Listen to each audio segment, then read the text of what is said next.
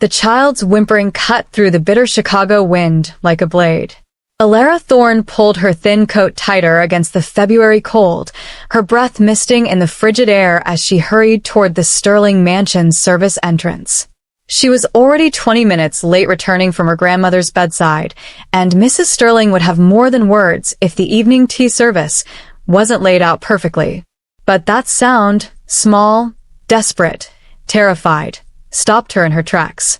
Huddled against the brick wall near the servants' gate, barely visible in the gathering dusk, was a boy who couldn't have been more than 7. His clothes were little more than filthy rags, his face streaked with dirt and tears, his small body shaking violently from cold or fear or both. "Hey, sweetheart," Alara said softly, crouching down despite her protesting knees and the ice seeping through her worn shoes. "Are you okay? Where's your mama?" The boy looked up, and Alara's heart clenched. Delicate Asian features, large dark eyes swimming with terror, black hair matted with grime. He said something in what sounded like Chinese, rapid and panicked, then switched to broken, heavily accented English. "Lost. Scared. Bad men." His voice broke on a sob. Alara's heart lurched.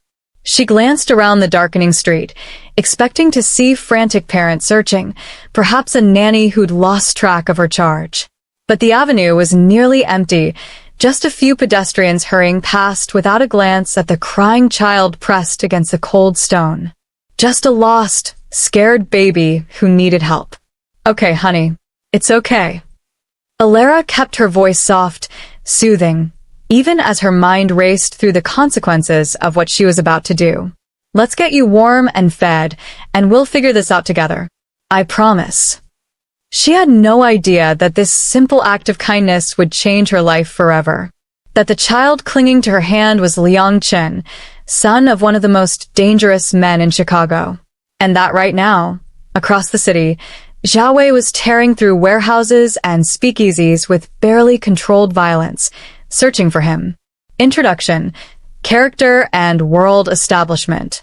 6 hours earlier, Alara Thorne had started her day the same way she always did, staring at her reflection in the cracked mirror of the servants' quarters at the Sterling Mansion, giving herself the same quiet pep talk she'd been repeating for 3 years. "You're doing fine," she told her reflection, her deep brown skin showing the exhaustion of too little sleep and too much work, her natural hair pulled back in the tight, practical style Mrs. Sterling demanded. "You've got a position, you've got a roof over your head, and you're keeping grandmother alive. That's what matters." At 26, keeping it together was about all Alara could claim.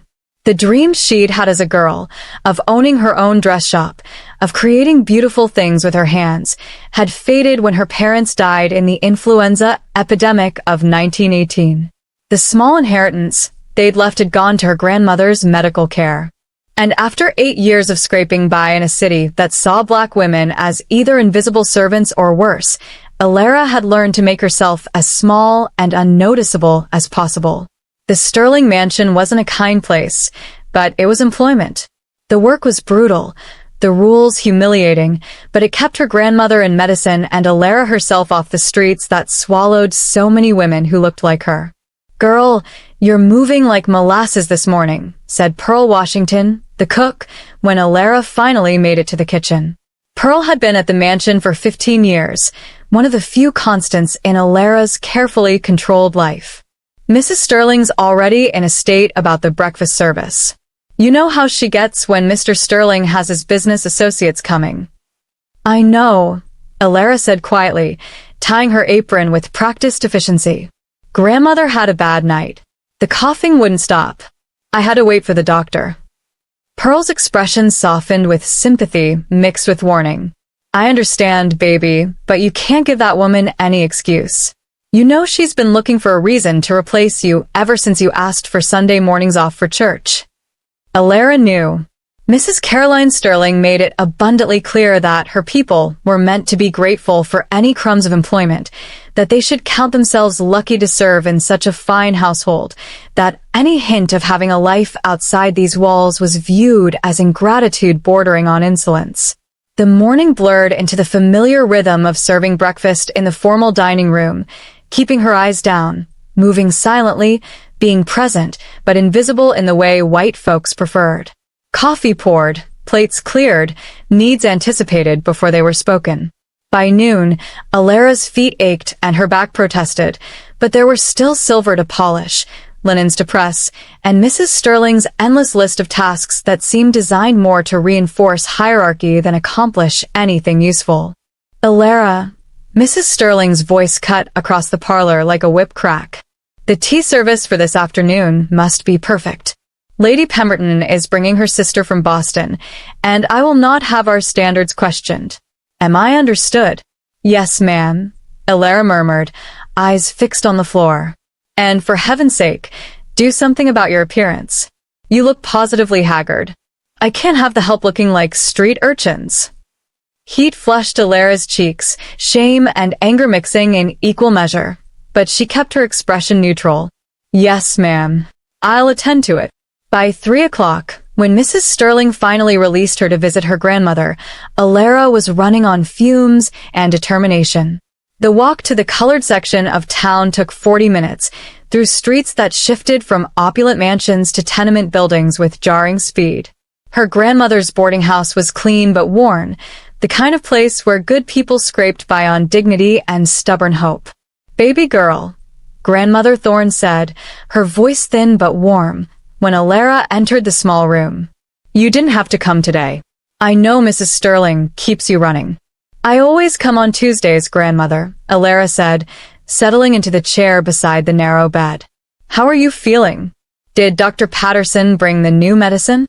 They talked for an hour about church news, about the neighbor's new grandbaby, about everything except the reality that the medicine was expensive and Alara was working herself to exhaustion to afford it. When she finally left, the winter sun was already setting, painting Chicago's sky in shades of orange and gray. The walk back to the mansion took her through the commercial district, past closed shops and the few restaurants still serving early dinner. Alara kept her head down, moving quickly, aware that a black woman alone after dark invited the wrong kind of attention. That's when she heard it. A sound that cut through the wind and her exhaustion. A child crying. Alara's head turned sharply, her weariness forgotten. There, in the shadowed alcove beside the Sterling Mansion service gate, a small figure huddled against the brick wall, face buried in drawn-up knees. Her heart lurched. She looked around, expecting to see parents nearby, perhaps dealing with a tantrum or a tired child. But the street was nearly empty, just a few pedestrians hurrying past without so much as a glance at the crying boy. Hey, sweetheart, Alara said softly, approaching slowly, so she wouldn't startle him. She crouched down, ignoring her protesting muscles and the cold seeping through her coat. Are you okay? Where's your family? The boy looked up, and Alara's breath caught. He was beautiful despite the grime, delicate Asian features, enormous dark eyes swimming with tears, maybe 7 years old. His clothes were shockingly inappropriate for the weather, thin, torn, filthy. And the look on his face wasn't just fear. It was trauma. He said something in rapid Chinese, his voice breaking, then seemed to register her confusion and switched to heavily accented English. Lost. Scared. Bad men took me. Want. He dissolved into fresh sobs, his small body shaking. Every instinct in Alara's body screamed at her to help. But her mind calculated the consequences with practiced precision. She was already late. Mrs. Sterling would be furious. The household rules explicitly forbade bringing anyone, especially street children, onto the property. If she was caught helping this boy, especially using the Sterling's resources, she would be fired immediately. But looking at his tear-streaked face, at the marks on his wrists that looked suspiciously like rope burns, at the way he trembled with cold and terror, Alara knew she couldn't walk away. Some things mattered more than keeping a job. Some things mattered more than staying invisible. Okay, baby, she said gently, reaching out slowly until he grasped her hand with desperate strength. You're safe now. I'm going to get you somewhere warm, get you some food, and we'll figure this out. I promise. She glanced at the mansion's service entrance. The kitchen would be empty for another 10 minutes while the staff prepared for evening service upstairs. If she was quick, if she was quiet, she could get this child warm and fed before anyone noticed. What Alara didn't know, what she couldn't have known, was that across Chicago, in a mansion that made the Sterling estate look modest, the most feared man in the city's underworld was in the middle of the worst 24 hours of his life. Zhao Wei stood at the window of his office, hands clenched behind his back to hide their shaking, while his Lieutenant Feng delivered yet another useless report. "Every available man is searching," Feng said, his usually calm voice tight with stress. "We've checked every location within a 10-mile radius. Police scanners show no reports matching Liang's description. Traffic cameras." "Not good enough," Zhao cut him off, his voice dangerously low. His reflection in the window glass showed a man barely holding himself together, expensive suit rumpled from 24 hours of wear, perfectly styled hair disheveled from running his hands through it, dark eyes haunted with fear he couldn't afford to show his men. His 7-year-old son had been missing for an entire day, kidnapped from his way home from his tutor's house, witnesses reporting 3 men in an unmarked vehicle. Zhao had mobilized his entire organization, called in every favor, threatened every rival who might be involved. But Liang was still gone. And it was his fault. He'd been too busy, too focused on expanding operations into the north side, too distracted by Connor Riley's challenges to his territory. He'd let his guard down, let his son become vulnerable, and now— "Sir," Feng said quietly, "Dr. Lin is here. He brought something to help you rest." "I'm not resting until my son is home," Zhao said flatly. He'd made many enemies building his empire from nothing, establishing control over Chicago's Chinatown, protecting his people from discrimination and violence when the law wouldn't, expanding into businesses that white America tried to keep closed to Chinese immigrants. He'd always known that power came with a price. He just never thought his son would be the one to pay it. Somewhere in Chicago, Liang was alone and terrified, or worse, captured by rivals who had hurt an innocent child to get to Zhao. The thought made him physically ill. "Find him," he ordered Feng. "I don't care what it takes. Burn the city down if you have to. Find my son." What he didn't know was that at that very moment, his son was finally safe and warm, falling asleep in a servant's kitchen wrapped in a borrowed blanket, with a woman who'd shown him more genuine care in 30 minutes than he'd felt in the terrifying day since his kidnapping. And when Zhao Wei finally found them, nothing in his carefully controlled world would ever be the same again. Alara's decision was made in the space between one heartbeat and the next. She glanced at the mansion service entrance, the narrow door painted an unremarkable gray, the one reserved for people like her who weren't meant to be seen entering through the front, and calculated her chances. The kitchen staff would be upstairs for the next 15 minutes, serving the Sterling family's elaborate evening meal. Mrs. Sterling insisted on a full formal service every night, even when it was just her and her husband, as if the ritual of being waited upon was more important than the food itself. Cook would be supervising the serving, the other maids would be clearing the first course, and the butler would be attending to Mr. Sterling's wine selection with the solemnity of a high church ceremony. 15 minutes. Maybe 20, if she was lucky. "Come with me, sweetheart," Alara said softly, standing and offering her hand to the trembling child. "But we have to be very quiet, okay? Like a game. Can you be quiet as a mouse?" The boy nodded, his small hand gripping hers with desperate strength. She felt the tremors running through his body. He was frozen nearly solid, his thin rags offering no protection against Chicago's brutal February cold. How long had he been out here? Hours, certainly. Maybe since morning. Alara led him quickly through the service entrance, her heart hammering against her ribs. The narrow corridor was blessedly empty, the kitchen beyond dark except for the embers glowing in the massive cast-iron stove. She moved with the practiced silence of someone who'd spent years being invisible, guiding the child to a corner near the warmth of the stove where they'd be hidden if anyone glanced in from the hallway. "Sit right here, baby," she whispered, settling him onto a low stool. I'm going to get you something warm to drink and some food. Don't move, don't make a sound. Understand?" He nodded again, those enormous dark eyes fixed on her face with a trust that made her chest ache. Whatever he'd been through, whoever these bad men were, he'd learned to be quiet when survival demanded it. Alara moved quickly through the familiar kitchen, her hands steady despite her racing pulse. She ladled soup from the pot cook kept simmering for the staff's late supper, a rich chicken broth with vegetables and barley that would warm him from the inside out. Found half a loaf of bread from yesterday's baking, still good enough for a hungry child. Poured milk from the icebox, the kind Mrs. Sterling insisted was for the family only, but Alara pushed that thought aside. Some rules deserved to be broken. The boy ate like he was starving, burning his mouth on the hot soup in his desperation to get it down. Alara gently slowed him, one hand on his shoulder. "Easy, sweetheart. It's not going anywhere. Small sips, or you'll make yourself sick." He obeyed, though his hands shook so badly he could barely hold the spoon.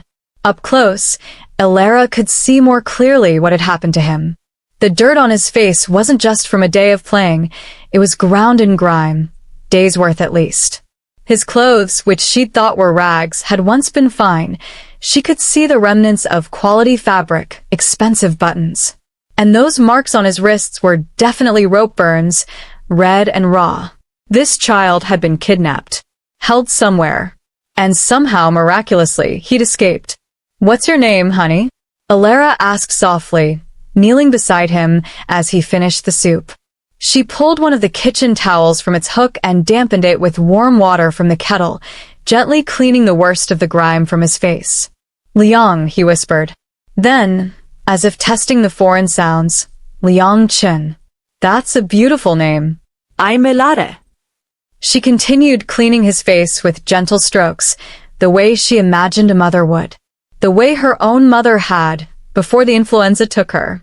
"Liang, those bad men, did they hurt you?" His eyes filled with fresh tears, but he shook his head. "Tied me up. Scared me. Said they'd hurt Baba if I wasn't good.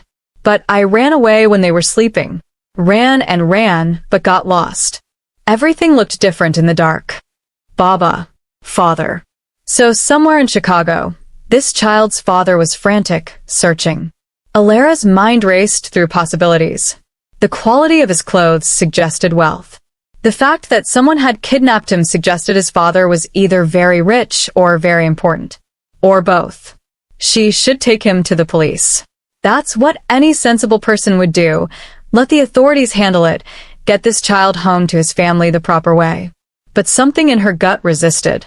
The way Liang had said bad men, with such visceral terror. The rope burns on his wrists. And the uncomfortable truth that in 1925 Chicago, the police weren't always interested in helping certain kinds of people. Especially not Chinese people, who faced discrimination at every turn, who were often treated as foreign threats even when they'd been born on American soil. Alara. Pearl's voice echoed from the hallway, making them both freeze. "Where are you, girl?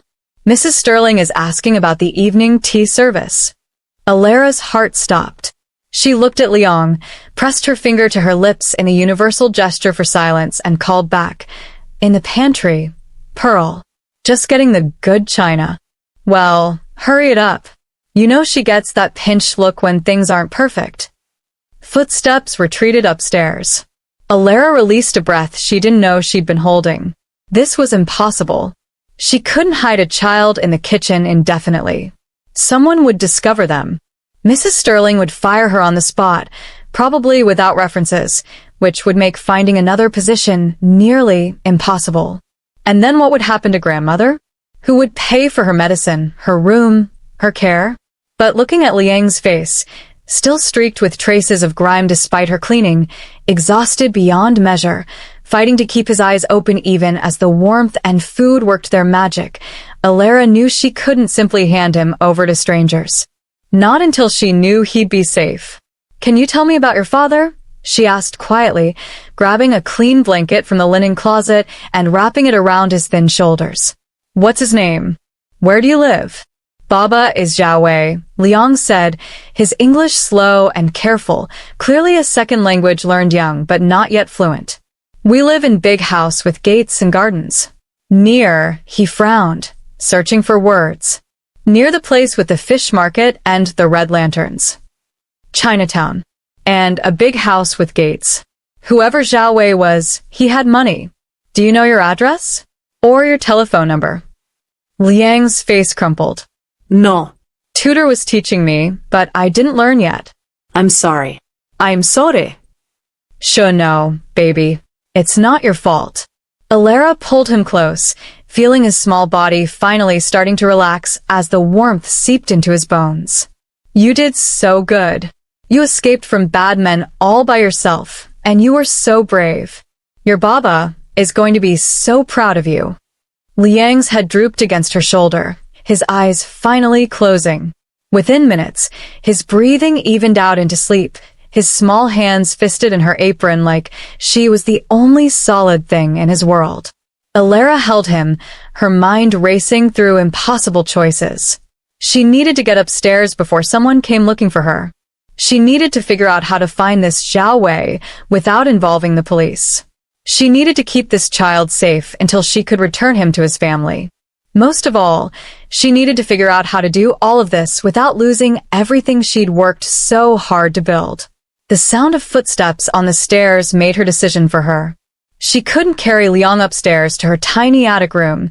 Too many people would see. But there was a storage room off the kitchen, rarely used this time of year, with old linens and preserved foods. Moving quickly, Alara carried the sleeping child to the storage room, settled him on a makeshift bed of folded tablecloths, and tucked the blanket tightly around him. He didn't even stir, exhausted beyond waking. I'll be back, she whispered, though he couldn't hear her. I promise. You're safe now. She closed the door just as Pearl's footsteps echoed in the kitchen corridor. There you are. Girl, Mrs. Sterling is about to have a conniption. What on earth have you been doing? I'm sorry, Pearl, Alara said, forcing her voice to remain calm even as her heart raced. I wasn't feeling well. Just needed a moment. Pearl's expression softened with concern. You do look peaked, but you best pull yourself together. That woman won't care if you're at death's door. She wants her tea service perfect. I know. I'm coming. As Alara followed Pearl upstairs, smoothing her apron and schooling her expression into the bland pleasantness white folks expected, her mind was already working through the problem.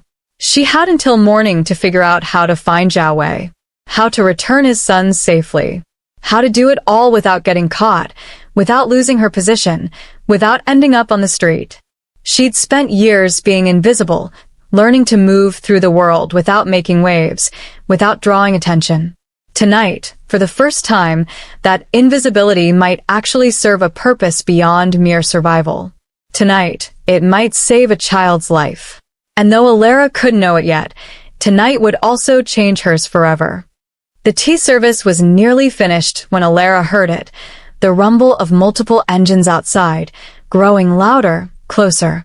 She was in the formal parlor, pouring Mrs. Sterling's third cup of Earl Grey with mechanical precision, when the sound made her hand falter slightly. Hot liquid splashed onto the saucer. Really, Alara, Mrs. Sterling snapped, her pinched face tightening further. Must you be so clumsy? Clean that up at once. Yes, ma'am. I apologize. But even as Alara dabbed at the spill with a linen napkin, her stomach was dropping with a certainty she couldn't explain. The engines weren't passing by. They were stopping, right at the mansion's front gates. Mr. Sterling rose from his chair and moved to the window, pulling back the heavy velvet curtain. Good Lord. Caroline, there are half a dozen automobiles at our gate. Black Packards, by the look of them. Automobiles. Mrs. Sterling's voice pitched higher with alarm. At this hour? Who on earth? The doorbell rang. Not the polite chime of expected visitors, but an insistent, demanding sound that echoed through the mansion like a warning bell. I'll see to it, sir. Mr. Pemmer, the butler, said stiffly, though Alara could see the tension in his shoulders as he left the parlor. She should stay where she was. should remain invisible, as she always did, while the white folks handled whatever drama was unfolding at their doorstep. But that certainty in her gut was screaming now, telling her this had everything to do with the child currently sleeping in her makeshift hiding place. "Elara, don't just stand there," Mrs. Sterling hissed. "Clear the tea things, Anne." The sound of raised voices from the entrance hall cut her off. Mr. Pemberton's cultured British accent, trying to maintain composure. And another voice, male, calm but carrying an edge like a blade barely sheathed. Elara abandoned the tea service and moved to the parlor door, drawn by a compulsion she couldn't name. Through the doorway, she could see down the hall to where Mr. Pemberton stood in the open front entrance, his body language radiating barely controlled fear. And beyond him, on the front steps, she could see men. Lots of men. They wore expensive suits, the kind that cost more than Elara made in a year, perfectly tailored despite the bitter cold. But it wasn't their clothes that made her breath catch. It was the way they moved, coordinated, dangerous, hands resting inside jacket pockets in a way that suggested weapons close at hand. And their faces held an expression she recognized from the streets, from the parts of Chicago where survival meant knowing when predators were near. These were not businessmen making a social call. "I'm terribly sorry, sir," Mr. Pemberton was saying, his voice shaking slightly, "but the Sterling residence does not receive visitors without prior arrangement. If you'd care to leave your card, I'm certain. I don't have time for your social niceties." The voice came from behind the first row of men, and they parted like water to let someone through. The man who stepped into the light took Elara's breath away. He was tall, easily over 6 feet, with the kind of presence that made everyone else seem smaller by comparison. His suit was immaculate, black wool with subtle pinstripes, paired with a silk vest embroidered with what looked like dragons in thread of gold. His hair was perfectly styled despite the wind, and his face was striking, high cheekbones, strong jaw, eyes so dark they seemed almost black. He was perhaps in his early 30s, and he radiated power the way the stove radiated heat. But it was his expression that made Elara's hands go cold. Calm. Too calm. The kind of calm that came before violence. "My name is Zhao Wei," the man said, his English accented but precise. "My son was taken from me yesterday. I have reason to believe he may have been seen near this property. I need to search your grounds." "Absolutely not." Mr. Sterling had joined Mr. Pemberton at the door, his face flushed with indignation. "This is private property. You can't just—" "Caroline." Mrs. Sterling's shriek cut through the house. She'd appeared behind Elara, clutching at her pearls with white-knuckled hands. "Caroline, that's the Chinese gangster. The one from the newspapers. Oh God, we're all going to be murdered in our beds." Elara's world tilted sideways. Zhao Wei. She'd heard that name before, whispered in the market stalls, mentioned in hushed tones by the other servants. The man who controlled Chinatown, who ran half the speakeasies in the city, who the police couldn't touch because he had judges and politicians in his pocket. The most dangerous man in Chicago's underworld. And the sleeping child in her storage room was his son. "Madam, I assure you, I have no interest in your beds or your lives," Zhao said, his tone suggesting he was holding on to patience by a thread. "I only want my son. If he's not here, then I'll leave. But I will search these grounds, with or without your permission." "You'll do no such thing," Mr. Sterling blustered. "I'm calling the police this instant." "Pemberton, telephone." "The police?" Zhao's laugh was cold. "By all means, call them. While you're at it, ask for Captain Morrison. Tell him Zhao Wei sends his regards. See how quickly they arrive to help you." The implication was clear. The police were already in Zhao Wei's pocket. Mr. Sterling's face went from red to pale.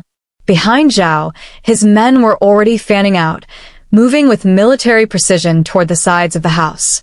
They'd search the grounds whether the Sterlings allowed it or not. And when they reached the kitchen, when they found Liang, Elara's mind raced through scenarios, each worse than the last. If Zhao Wei's men found Liang in her hiding spot, they'd assume she'd kidnapped him, or was part of whatever gang had taken him originally. They'd think she was holding him for ransom, or worse. A black woman in 1925 Chicago found with a wealthy Chinese child? She'd be lucky if they only killed her quickly. But if she did nothing, if she let them find Liang without explanation, the result would be the same. There was only one choice. One terrifyingly impossible choice. Alara stepped forward. Miss Alara, Mrs. Sterling gasped. Get back to the kitchen this instant. But Alara was already moving past her employers, past Mr. Pemberton's shocked expression, past the invisible boundaries that had constrained her entire life. She walked straight through the front door, the door she'd never been allowed to use, the door reserved for people who mattered, and stood on the top step facing Zhao Wei. Up close, he was even more intimidating. Taller, broader, with an intensity that made her want to step back. But she held her ground, lifted her chin, and met those dark eyes directly. The boy you're looking for, she said, her voice steady despite her hammering heart.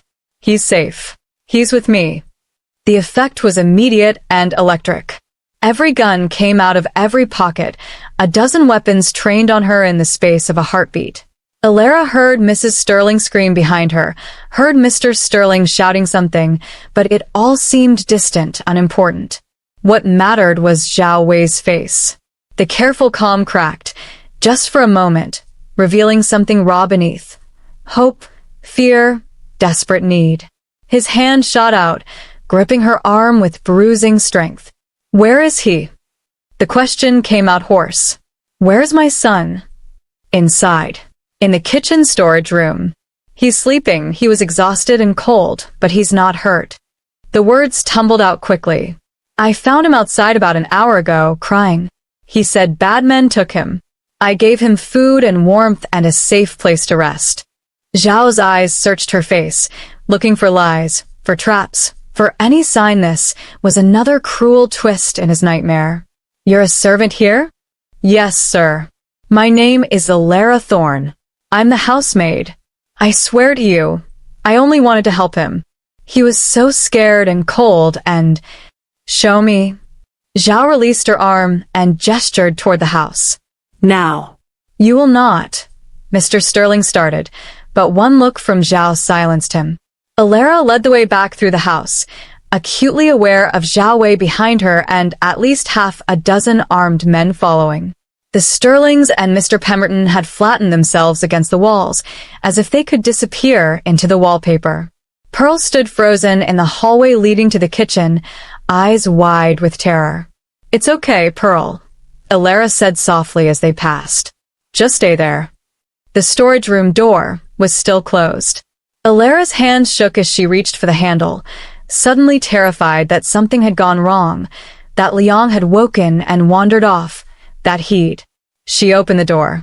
Liang was exactly where she'd left him, curled on his makeshift bed of folded tablecloths, wrapped in the woolen blanket, his face finally peaceful in sleep. His small hand clutched a corner of the blanket, and in the dim light from the kitchen, he looked impossibly small, impossibly vulnerable. The sound that came from Zhao Wei was barely human, relief and anguish and love all compressed into a single broken exhale. He pushed past Alara and dropped to his knees beside his son, hands hovering over the small body as if afraid to touch, afraid this was a dream that would shatter. Liang, he whispered. Liang, Baba is here. The boy stirred, eyes fluttering open. For a moment, confusion clouded his face. Then recognition hit, and he launched himself at his father with a cry that was pure joy and relief. Baba, Baba, you found me. Zhao caught him, gathering him close, and Alara saw the most feared man in Chicago's underworld shake with the force of his emotions. He buried his face in his son's hair, speaking rapid Chinese, checking him for injuries with gentle hands even as he held him like he'd never let go. Then, slowly, Zhao looked up at Alara. The gratitude in his eyes was unmistakable. But so was the suspicion, the calculation, the wariness of a man who'd learned that kindness always came with a price. Who are you? He asked quietly, dangerously. And what do you want? The storage room was small, barely large enough for the three of them, Zhao Wei, Alara, and the sleeping child who'd somehow become the center of both their worlds. Zhao's men crowded in the doorway behind them, hands still resting near concealed weapons, but Alara barely noticed them anymore. All her attention was on the man kneeling beside Liang, watching as a father's desperate relief warred with a crime lord's habitual suspicion. Zhao's hands moved over Liang with infinite gentleness, checking for injuries with a kind of careful thoroughness that spoke of medical knowledge, or perhaps just intimate familiarity with violence and its aftermath. He examined the rope burns on Liang's wrists, his jaw clenching so hard Alara heard his teeth grind. Touched the clean face, the warm skin, the steady rise and fall of breathing that said the child was finally, truly safe. Baba. Liang stirred, eyes fluttering open. For a moment, confusion clouded his features. The disorientation of waking somewhere unexpected, the fear that had become his constant companion over the past terrible day. Then recognition hit, and the sound that came from him was pure joy. Baba, you found me! Liang launched himself at his father, small arms wrapping around Zhao's neck with desperate strength. Zhao caught him, gathering him close, and for a moment the feared crime lord disappeared entirely, replaced by a man who'd been through hell and finally found his way back. He spoke in rapid Chinese, words tumbling over each other too fast for Alara to distinguish individual sounds, but she didn't need translation to understand the meaning. Relief, love, promises that it was over, apologies for not finding him sooner. Then Liang pulled back slightly and turned those large dark eyes toward Alara. She saved me, Baba. The bad men had me, but I ran away and got lost, and I was so cold and scared. But she found me and gave me food and wrapped me in a blanket and told me I was safe. She was kind, even though she didn't know me. Zhao's eyes snapped to Alara, and the intensity of his gaze made her step back instinctively. Up close, in the dim storage room, he was even more intimidating than he'd been on the front steps. She could see the fine details now, the embroidery on his vest depicting dragons in flight, the gold cufflinks at his wrists, the expensive watch that probably cost more than the Sterling mansion. But more than the wealth, she could see the danger. This was a man accustomed to absolute control, to getting answers through force if necessary, to trusting no one. Who are you? Zhao asked, his voice quiet but carrying an edge like silk over steel. And what do you want? Alara lifted her chin, refusing to be cowed despite every instinct screaming that she was in mortal danger. My name is Alara Thorne. I'm a housemaid here. I want nothing except to know that child is safe with his family. You expect me to believe you just happened to find my son?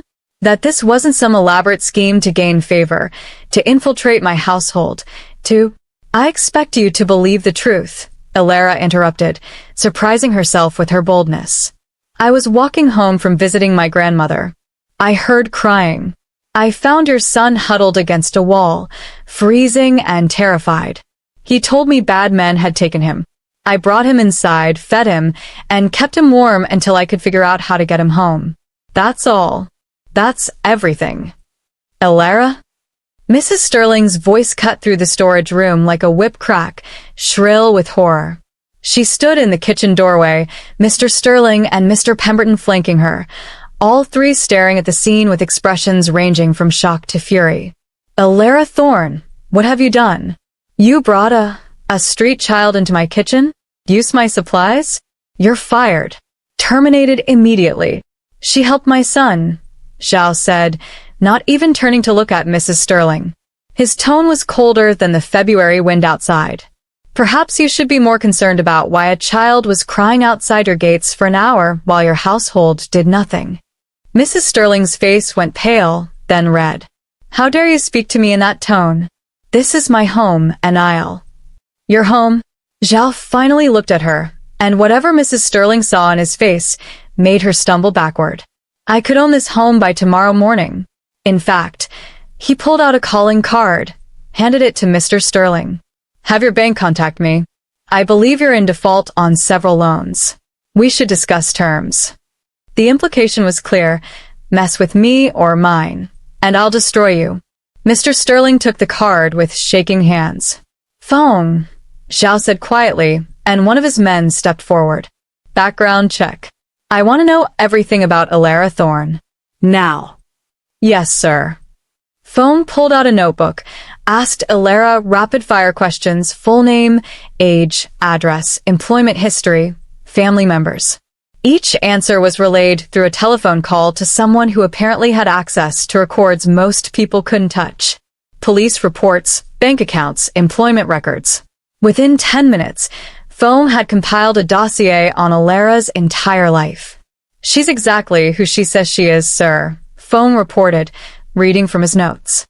Alara Marie Thorne, 26, born in Chicago.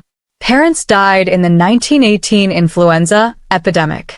Has worked as a housemaid for the Sterling family for 3 years. Lives in the servants' quarters here. Sends most of her wages to support her grandmother, Dorothy Thorne, who lives in a boarding house on Clark Street. No criminal record. No debts beyond normal living expenses. Her previous employer, a Mrs. Henderson on Lakeshore Drive, described her as honest to a fault and too soft-hearted for her own good. Too soft-hearted for her own good. The phrase settled over Alara like a prophecy. Wasn't that exactly what had gotten her into this situation? Zhao was quiet for a long moment, studying her with those dark, unreadable eyes. You're not lying, he said finally, and it wasn't quite a question. No, sir. I'm not. You really did risk your position, your livelihood, just to help a child you didn't know. Yes, sir. Why? The question was raw, confused, as if genuine altruism was a concept so foreign he couldn't quite grasp it. Because he needed help, Alara said simply. What other reason do I need? Something shifted in Zhao's expression, surprise, perhaps, or recognition of something he'd thought long extinct in the world he inhabited. Before he could respond, Liang tugged on his sleeve. Baba, is Miss Alara in trouble? Please don't let her be in trouble. She was nice to me when I was so scared I thought I was going to die. The pleading in the child's voice seemed to undo something in Zhao's careful control. He closed his eyes briefly, and when he opened them, they were suspiciously bright. You're not in trouble, Miss Thorne, he said quietly. Quite the opposite. I owe you a debt I can never fully repay. You gave me back my son. You kept him safe when he was most vulnerable. You showed him kindness in a world that had shown him only cruelty. I just fed him and kept him warm, Alara protested. Anyone would have. No, Sao interrupted firmly. Not anyone. Most people would have walked past. Would have called the police and let them handle it. Would have decided it wasn't their problem. But you saw a suffering child and made him your responsibility, even knowing what it might cost you. He stood, still holding Liang against his side. That kind of compassion is rare. Perhaps especially in my world. I don't want anything in return, Alara said quickly. I don't want money or favors or... Baba, can Miss Alara come with us? Liang interrupted, his small hand reaching toward Alara. Please? I don't want to leave her. What if I have nightmares? What if I get scared again? Zhao's expression tightened, conflict evident in every line of his face. Alara could see him calculating risks, benefits, the danger of letting an outsider into his carefully controlled world. But he was also watching his son, seeing the way Liang clung to Alara's hand, the way he relaxed in her presence in a way he hadn't since before his mother's death. Miss Thorne, Zhao said slowly, my son has been through a traumatic experience.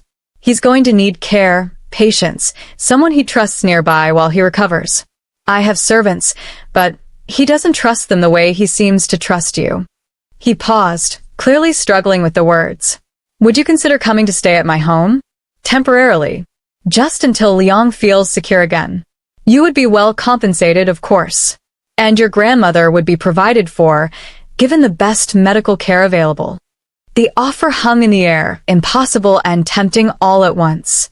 Alara looked at Liang's hopeful face, at Zhao's barely concealed desperation, at the life she'd known crumbling around her as Mrs. Sterling glared daggers at her back. What about my position here? She asked, though she already knew the answer. "You're terminated," Mrs. Sterling snapped. "I'll not have my home used as some kind of charitable institution for street urchins."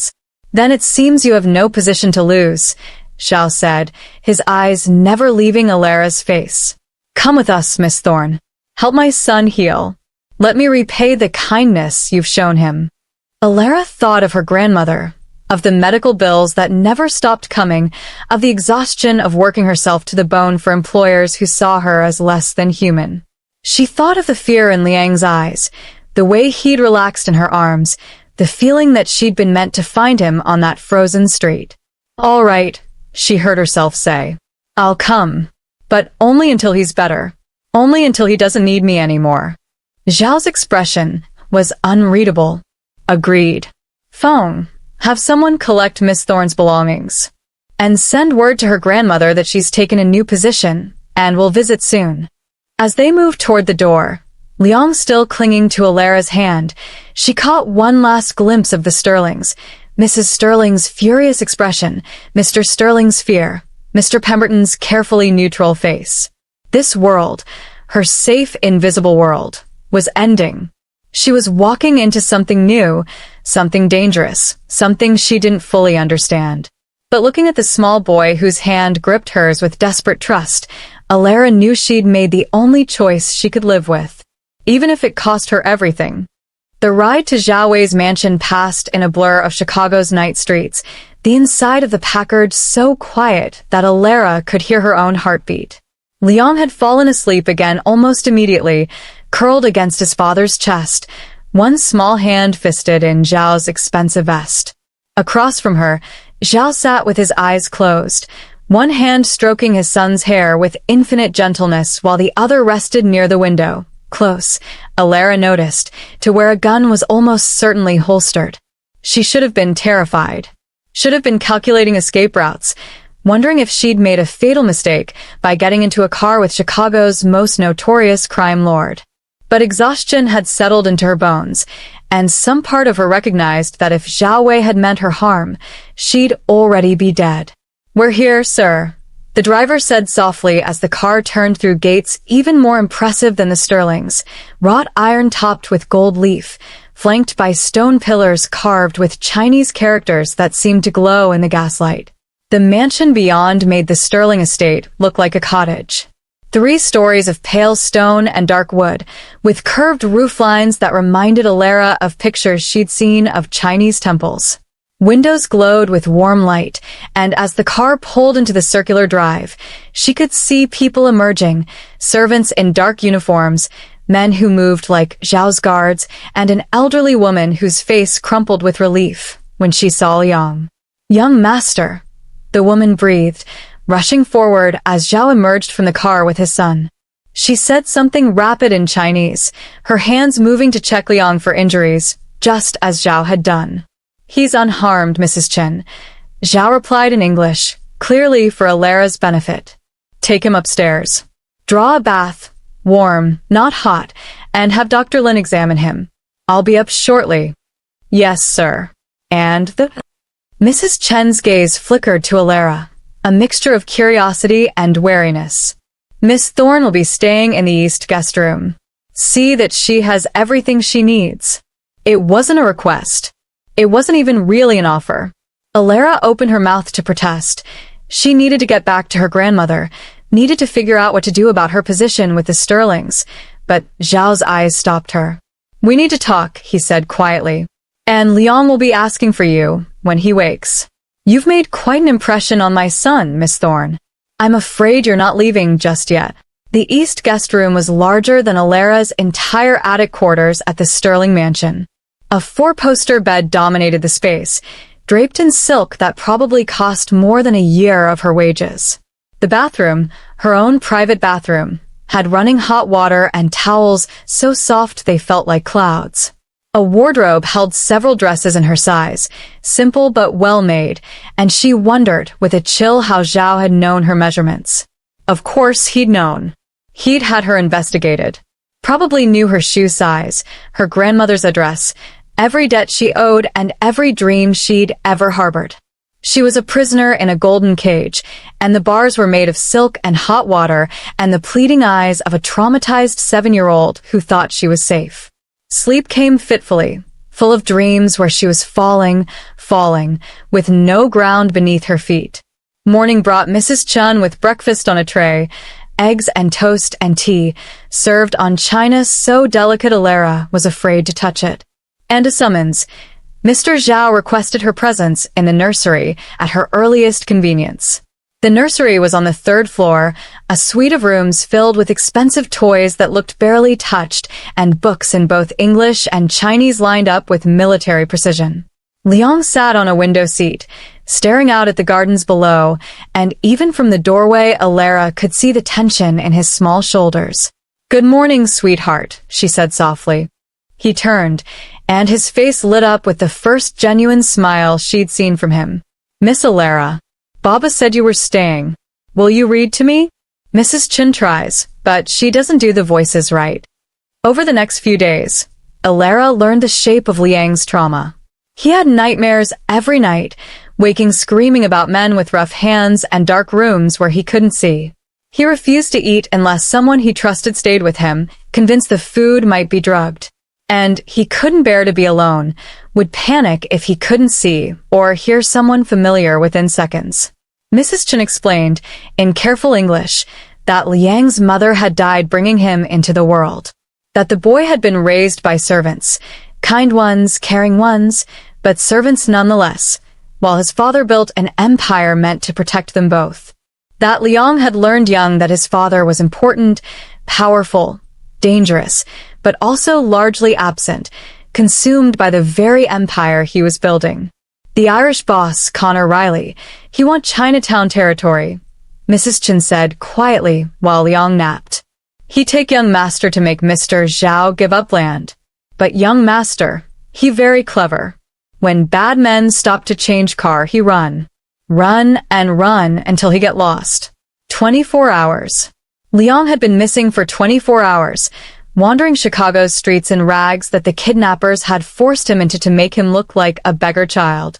Terrified he'd be killed if caught. Certain his father wouldn't find him in time. Until Alara had.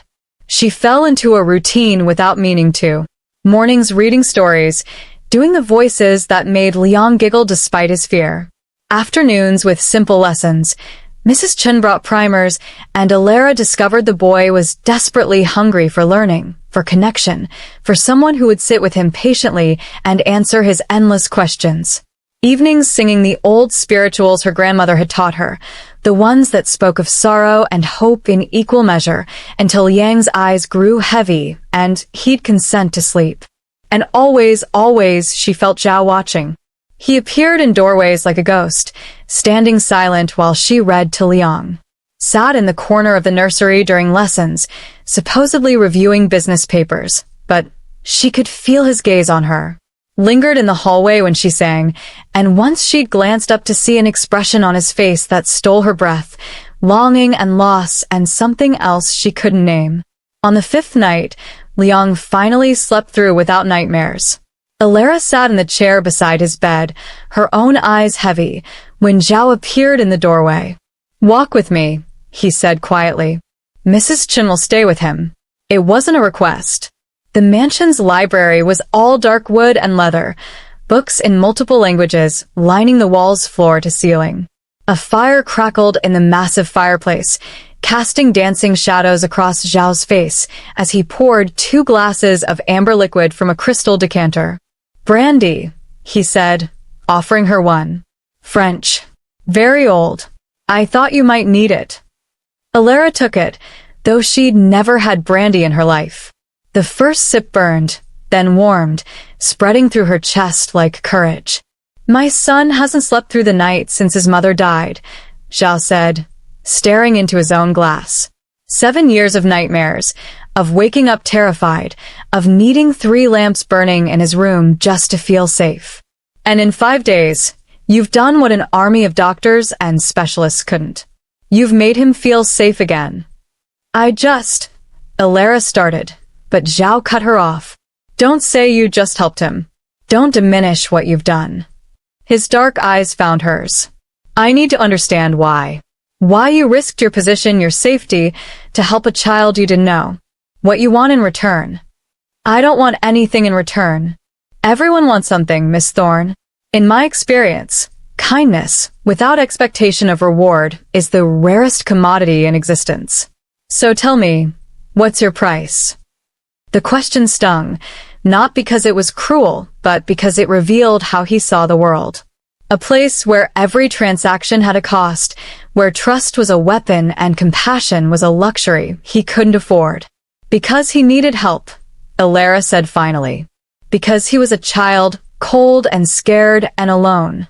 Because I couldn't walk past that suffering and do nothing, even knowing what it might cost me. Don't your people believe in humanity, Mr. Zhao? Something flickered in his expression.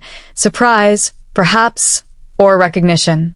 My people have learned that humanity is a luxury that gets you killed, Miss Thorne. The world doesn't reward kindness. It punishes weakness. Then maybe, Alara said quietly, that's the world that needs changing, not the kindness. Zhao stared at her for a long moment, and in the firelight, he looked younger, less dangerous. Just a man who'd lost too much and learned to build walls, so high nothing could reach him anymore.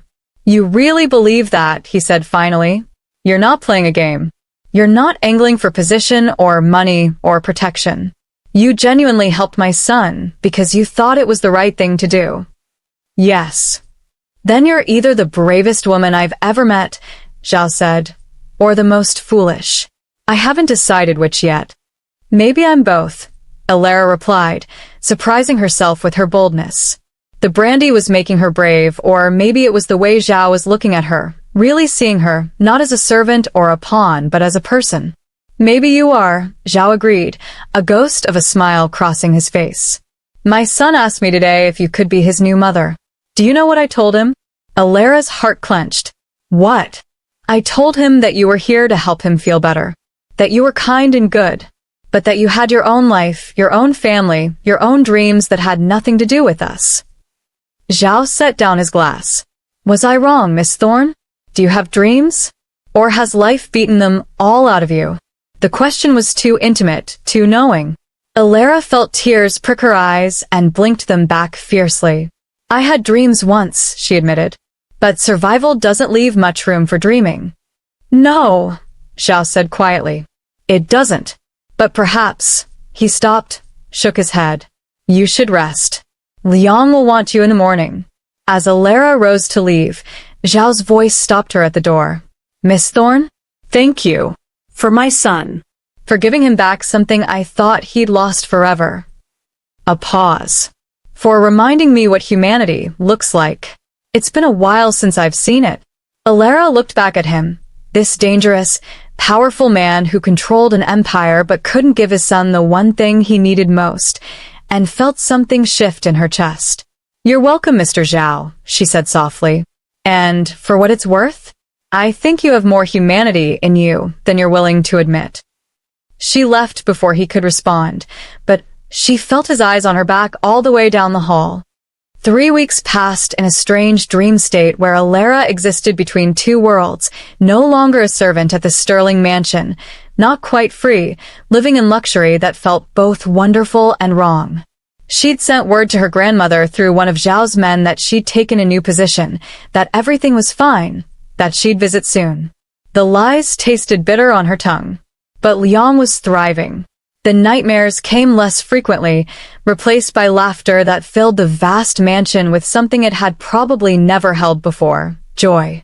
He followed Alara everywhere, a small shadow with endless questions and a smile that grew wider each day. They took meals together in the nursery, the three of them, Alara, Liang, and increasingly Zhao himself, who would appear at dinner time with some excuse about checking on his son, but whose eyes lingered on Alara far longer than necessary. Miss Alara, watch this. Liang called from where he was building an elaborate tower with wooden blocks. Baba bought me new ones, see? They have Chinese characters so I can practice.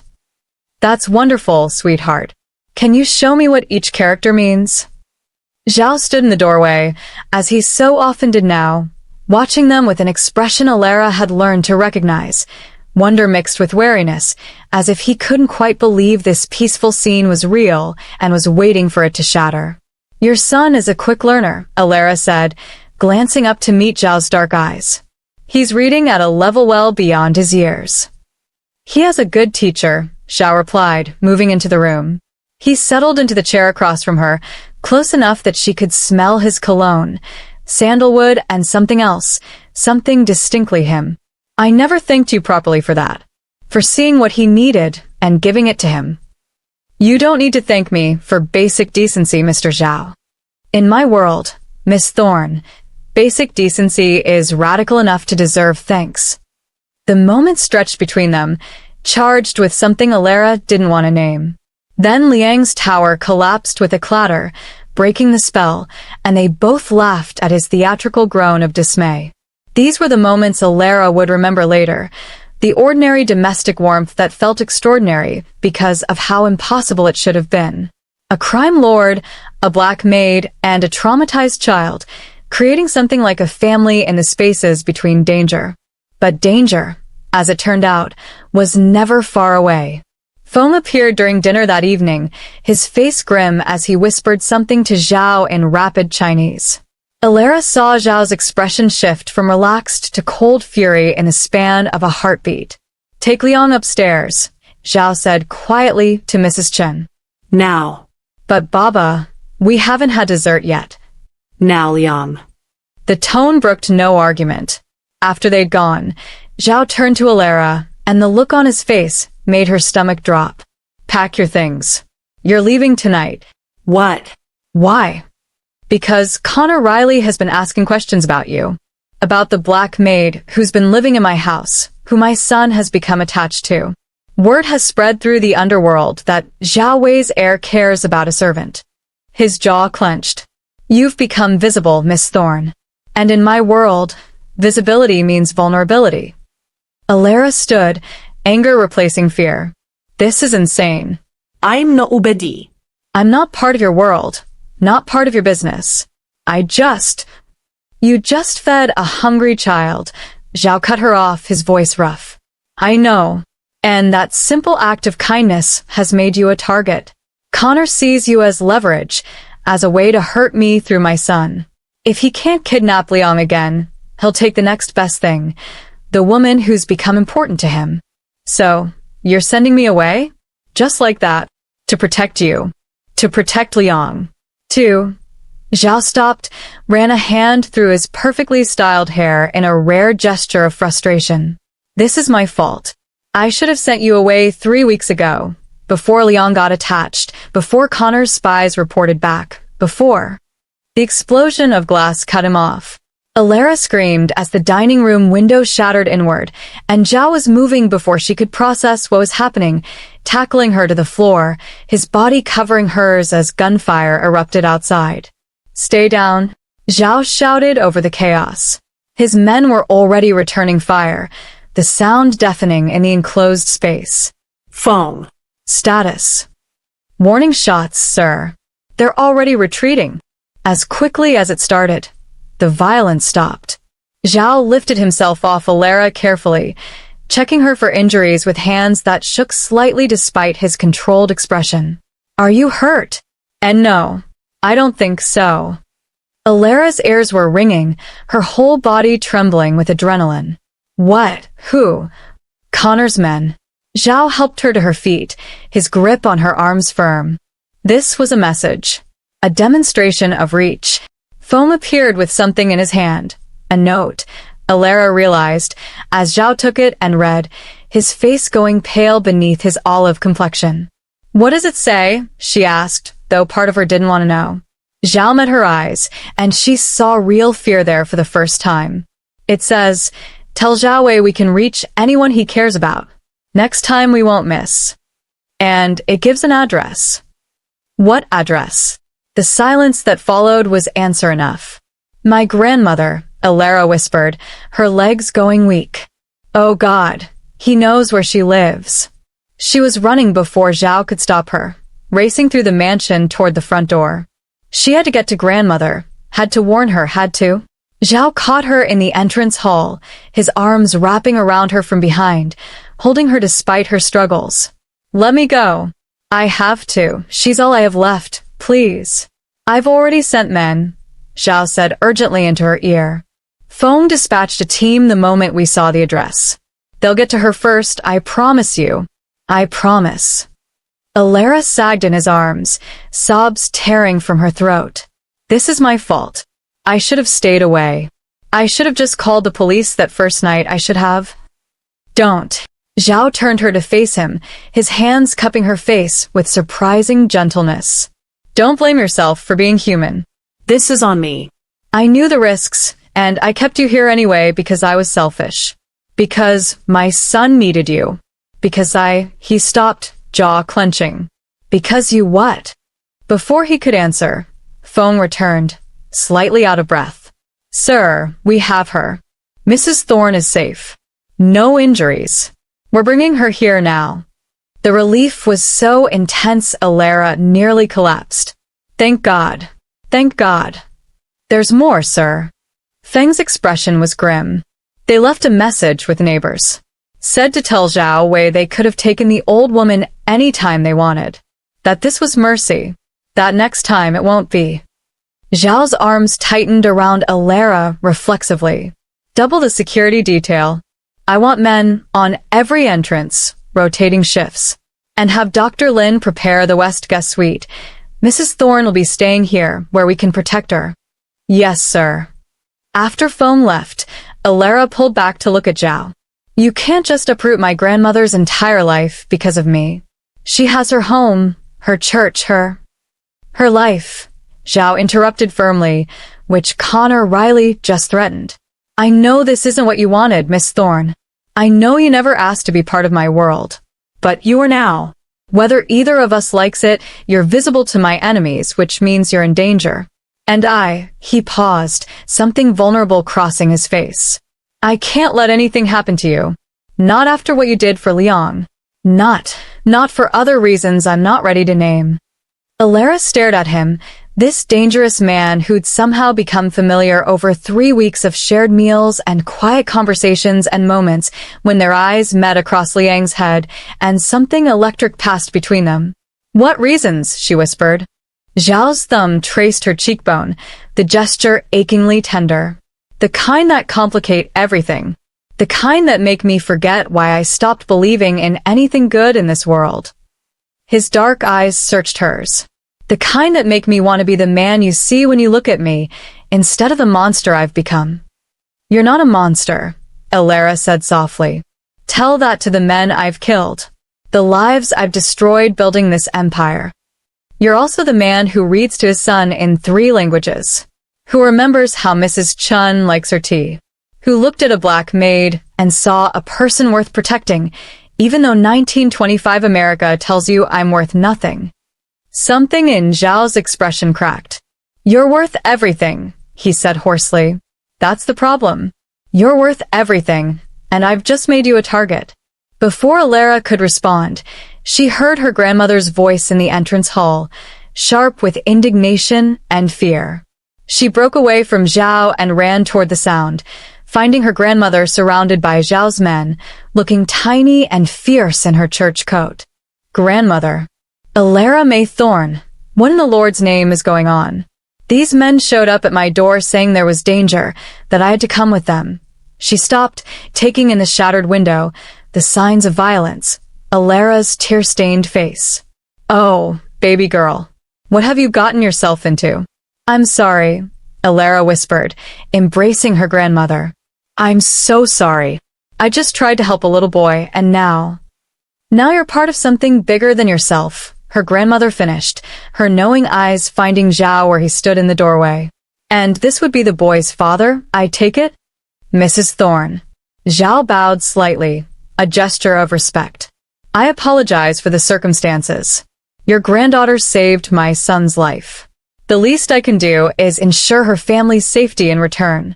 Grandmother Thorne studied him for a long moment, the kind of assessing look that had always seen straight through to the truth.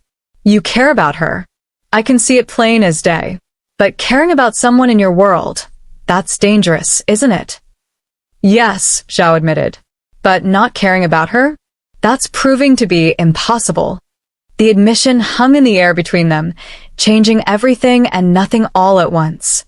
The library had become their sanctuary, the one place where honest words could be spoken away from the household staff, from Liang's innocent ears, from the weight of watching eyes. Alara sat in the leather chair by the fire, while Zhao stood at the window overlooking his gardens, backlit by the cold February moonlight. I need you to understand what you've walked into, Zhao said finally, his voice low. Not the sanitized version. The truth. I think I've earned the truth, Alara replied quietly. Her grandmother was settled in the West guest suite, fussed over by Mrs. Chen, but Alara's hand still shook when she thought about how close they'd come to losing her. Zhao turned from the window, and in the firelight, he looked older, wearier. Prohibition has made criminals of half the city and millionaires of the other half. The Irish control the south side, Italians the west, and I control Chinatown and everything east of State Street. We've had an understanding, territories respected, conflicts handled through channels. But Connor Riley wants more. Chinatown, Alara said. Yes. The gambling houses, the speakeasies, the protection rackets. More than that, the community itself. My people came to this country to escape poverty and oppression, only to find new kinds of both waiting here. The Chinese Exclusion Act means they can't become citizens, can't own property legally, can't testify in court. So, they turn to men like me for protection. Alara heard the complexity in his voice, pride and shame intertwined. And Connor Riley sees that as territory to conquer. He sees it as weakness to exploit. When negotiation failed, he took Liang. Thought he could force my hand by threatening my son. Zhao's jaw clenched. He miscalculated. I would have burned Chicago to the ground before I surrendered to that kind of coercion. So Liang escaped, and I found him. And now Connor has a new weakness to exploit. Zhao crossed to her chair, kneeling, so they were eye level. You, Miss Thorne. He spent 3 weeks gathering intelligence. He knows Liang won't eat dinner unless you're there. He knows I've kept you here when I should have sent you away. He knows that he stopped, something vulnerable crossing his face. He knows you matter. Then I'll leave, Alara said immediately. Tonight. I'll take my grandmother and disappear. Go to New York or he'll hunt you. Zhao's hands found hers, his grip firm. Connor Riley doesn't forget perceived slights. You interfered with his pressure tactic by saving Liang. That makes you guilty by association in his eyes. He'll track you down wherever you go, and without my protection, you'll be defenseless. So what do I do? Alara heard the desperation in her own voice. Just stay here forever? Live in your golden cage while your enemies circle? You stay here where I can keep you safe, where my men can watch over you and your grandmother, where Connor can't touch you without declaring open war. Zhao's thumb traced circles on the back of her hand, the gesture absent, almost tender. I know it's not the life you would have chosen. I know this isn't what you wanted when you fed a hungry child, but it's the only way I can guarantee your safety. Why? The question burst from Alara before she could stop it. Why does it matter so much? I'm nobody, a black maid who happened to be in the right place at the right time. You could just pay me off, send me away with enough money to start over somewhere far from here. Why keep me close when it only gives Connor more ammunition? Zhao was quiet for a long moment, his dark eyes searching her face. When he finally spoke, his voice was rough with emotion barely contained. Because my son lights up when you walk into a room. Because you've given him something I couldn't, peace, joy, the feeling that the world might have goodness in it despite everything he suffered. His hands came up to cup her face, his touch achingly gentle. Because you showed him humanity when the world showed him only cruelty. Because you see a man when you look at me, not a monster or a Chinaman or a criminal to be feared. Zhao. Because I've spent 15 years building walls so high nothing could touch me, and you walk through them like they were made of paper. His forehead touched hers, and Alara could feel him trembling. Because every rule I've lived by says I should send you away, and I can't make myself do it. Because in 3 weeks, you've become essential, and that terrifies me more than any enemy I've ever faced. I'm not brave, Ilera whispered. I'm just trying to survive, same as everyone else. You stood between armed men and my son. You challenged me in my own home. You stayed when anyone sensible would have run. Zhao's breath was warm against her lips. If that's not bravery, I don't know what is. The kiss happened in the space between words, desperate and tender all at once. Zhao's lips were soft, tasting of brandy and something uniquely him, and Ilera found herself responding despite every logical reason she shouldn't. Her hands fisted in his silk vest, pulling him closer, drowning in the impossible rightness of this impossible moment. When they finally broke apart, both breathing hard, reality crashed back in. This is illegal, Ilera said, her voice shaking. In half the states in this country, what we just did could get us arrested. Or worse. I know. Zhao's thumb traced her swollen lower lip. Anti-miscegenation laws. I'm familiar with them. But Miss Thorne, Ilera, I stopped caring about their laws a long time ago. In my world, different rules apply. Your world is what got us into this mess. My world is also the only thing keeping you alive right now. He pulled back slightly, his expression shifting back to the strategic, calculating man she'd first met. We need to end this with Connor. Permanently. Before he escalates from warnings to actual violence. How? You said yourself he won't negotiate with you. Not with me, no. Too much pride on both sides, too much blood already spilled. We just end up in open warfare, and Chicago would burn while we fought for territory. Zhao stood, pacing to the fire. But Connor might negotiate with a neutral party. Someone outside the underworld. Someone with no stake in territory or power. Someone whose moral authority carries weight even he would have to respect. The implications settled over Ilera like ice water. You want me to negotiate with the man who just threatened my grandmother. I want you to be the voice of reason in a room full of men who've forgotten what reason sounds like. Zhao turned to face her. Connor respects courage, even in his enemies. A black woman in 1925 Chicago, walking into an Irish mob boss's headquarters to negotiate peace. That takes more guts than anything his men have done. That takes more stupidity than sense. Ilera corrected, but her mind was already working through the possibility. What would I even say? What leverage do I have? You have moral clarity. You can frame this not as territory or power, but as what it really is, a dispute that's endangering innocent people. Connor sees himself as protecting his community, providing for Irish families that no one else cares about. So do I. You can speak to that common ground. And if I can't, if he refuses to listen, Zhao's expression went cold. Then we go to war and Chicago bleeds. But I'd rather try peace first. For Liang's sake. For your sake. He crossed back to her, taking her hands again. I won't force you. This is dangerous, possibly fatal if it goes wrong. But you asked what you could do. This is what I'm asking. Ilera thought of Liang upstairs, finally sleeping peacefully. Of her grandmother in the guest suite, uprooted from everything familiar because of Ilera's act of kindness. Of the Irish and Chinese families who would be caught in the crossfire if war came to Chicago's streets. When, she asked. Tomorrow night. Connor holds court at Murphy's pub on the south side. I'll arrange the meeting, make sure he knows a neutral party wants to talk.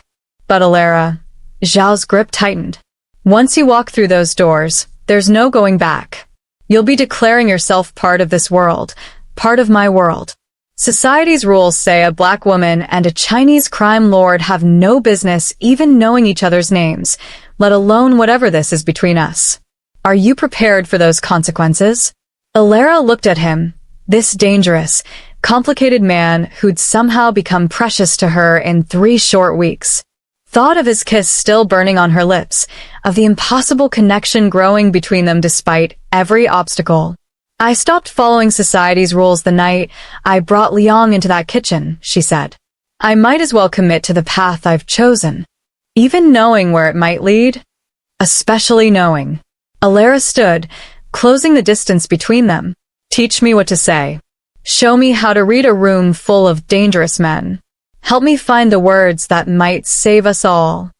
Zhao pulled her close, pressing a kiss to her forehead. You're extraordinary, Alara Thorne. And if we survive this, I'm going to spend the rest of my life proving I'm worthy of that courage. You already are, Alara whispered. You just don't see it yet. But even as they held each other, both knew the truth. Tomorrow night would change everything. Either Alara would broker an impossible peace, or Chicago would erupt into violence that would consume them all. And the woman who'd once been invisible was about to step onto a stage where the entire criminal underworld would be watching. 48 hours. That's all they had before the Vitali family made their next move. And this time, Dante's intelligence suggested, the target would be Luca. The knowledge sat like ice in Amara's stomach as she spread architectural plans across the conference table, her curators.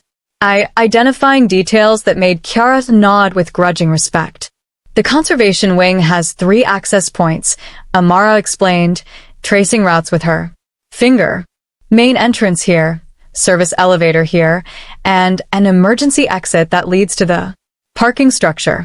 If they're smart, they'll have guards at all 3, but the emergency exit is the weakest point. It's meant to be accessible from inside only, but the lock mechanism is old. Easy to bypass if you know what you're doing. Angelo made notes, his expression thoughtful. And the auction room itself. Former restoration studio. High ceilings, reinforced walls for climate control, only one way in or out once you're inside. They chose well. It's essentially a controlled environment, easy to secure. Amara looked up at Dante, who'd been watching her work with an intensity that made her skin prickle with awareness. But that also makes it a trap if things go wrong. Once you're in, extraction becomes complicated. Then we don't let things go wrong, Dante said quietly. The planning sessions stretched late into both nights, Amara and Dante working side by side, while his team moved around them like a well-oiled machine. She learned the language of his world, clean exits and blind spots, distractions and pressure points. Learn to think like someone planning not an art exhibition but an operation where lives hung in the balance. You're a natural at this, Dante observed during a rare moment when they were alone, the rest of his team taking a break. It was nearly 3 a.m. and exhaustion had worn away their usual careful distance. Strategy, spatial thinking, staying calm under pressure. You would have made an excellent soldier. Or a criminal, Amara replied, unable to keep the bitter edge from her voice. Isn't that what I'm becoming? Planning illegal operations, helping you corner your enemies? My father must be so proud. Dante's hand covered hers on the table, warm and solid. Your father stole to feed his own ego. You're doing this to protect people you love. There's a difference. Is there? Amara looked at their joined hands, remembering Marcus's battered face. Because right now, it feels like I'm just finding more sophisticated ways to rationalize choices that would have horrified me 6 months ago. Then leave. Dante's voice was rough, painful. Walk away before Saturday, before you cross a line you can't uncross. I'll still handle the Vitali family, still make sure Marcus is protected. Stop trying to give me an out. Amara turned her hand over, lacing their fingers together. I'm here because I choose to be. Because I've fallen in love with you, despite every logical reason. not to. Despite knowing exactly what you are and what staying with you means. The confession hung between them, raw and irrevocable. Dante's dark eyes searched her face, as if looking for doubt, for hesitation, finding only exhausted certainty. I fell in love with you the moment you stood between danger and my son, he said quietly. This brilliant, brave woman who barely knew us, but decided we were worth the risk. I've spent 2 months trying to convince myself it wasn't real, that it was just gratitude or attraction or the novelty of someone who saw past my reputation. But it is real, Amara. Terrifyingly, inconveniently real. She kissed him then, or maybe he kissed her later. She wouldn't remember who moved first. Only that suddenly his hands were in her hair and hers were fisted in his shirt. 2 months of careful distance collapsing into desperate need. The kiss was fierce and almost angry, tasting of coffee and tension and all the words they'd been holding back. Dante pulled away first, breathing hard, his forehead pressed against hers. If we do this, if we cross this line. We already crossed the line, Amara interrupted. The question is whether we're brave enough to see where it leads. He made a sound low in his throat, surrender and desire mixed together, and kissed her. Again, softer this time, but no less consuming. When he lifted her onto the conference table, scattering maps and blueprints, Amara laughed breathlessly against his mouth. Your strategist is going to kill us for ruining his careful organization. Angelo can make new maps, Dante murmured against her neck, and then words became unnecessary. They made love surrounded by the tools of violence and strategy, transforming the war room into something else entirely, a space where two people who'd chosen each other despite impossible odds could pretend, for a few stolen hours, that consequences didn't exist. Afterward, tangled together on the leather couch, Dante traced patterns on her shoulder with gentle fingers. If something goes wrong tomorrow, he started, but Amara pressed her fingers to his lips. Nothing will go wrong. We have a plan, we have good people, and we have each other. That's enough. She almost believed it. Saturday evening arrived with the weight of inevitability. Amara dressed in her gallery opening. Clothes, an elegant black sheath dress, and heels that looked appropriate for an art auction. While hiding the communication device Chiara had fitted against her spine. The earpiece was nearly invisible, tucked behind her hair, transmitting and receiving on a frequency only Dante's team could access. Remember, Chiara said as she made final adjustments, you're just a curator who received a legitimate invitation to view the Raphael.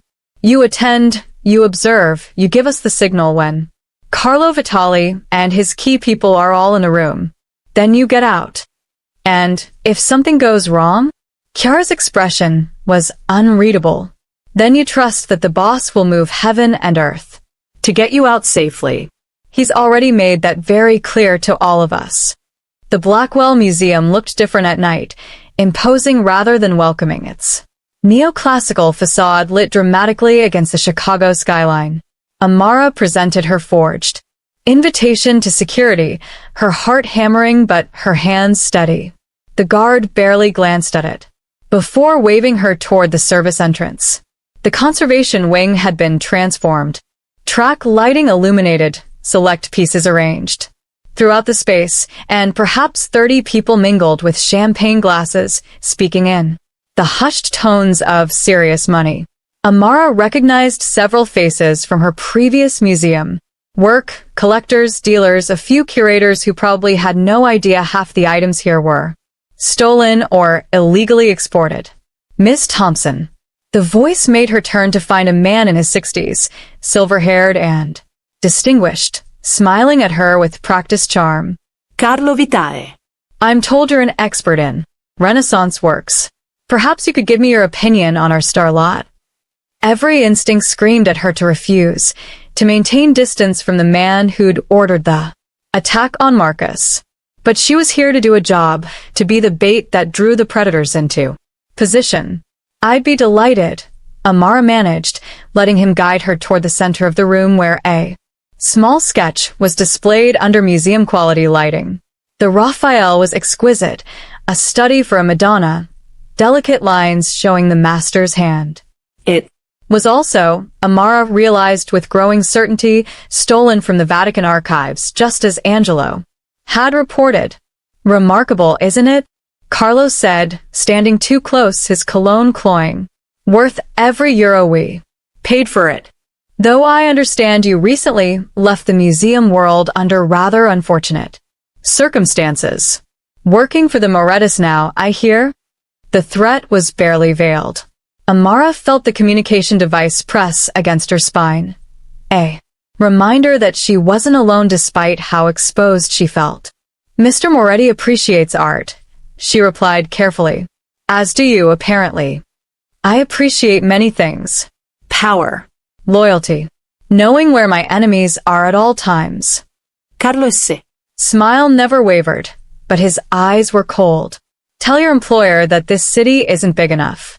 For both our organizations. He can choose to negotiate, or he can watch everything he cares about burn, including you. He already chose, Amara said, and gave the signal, touching her earring twice, the gesture. That looked like a nervous habit, but meant positions confirmed. All targets present, execute now. 4-3 heartbeats, nothing happened. Then the lights cut out.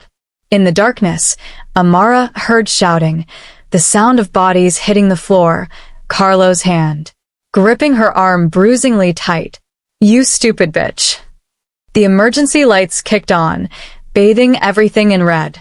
Dante's people had moved with terrifying efficiency.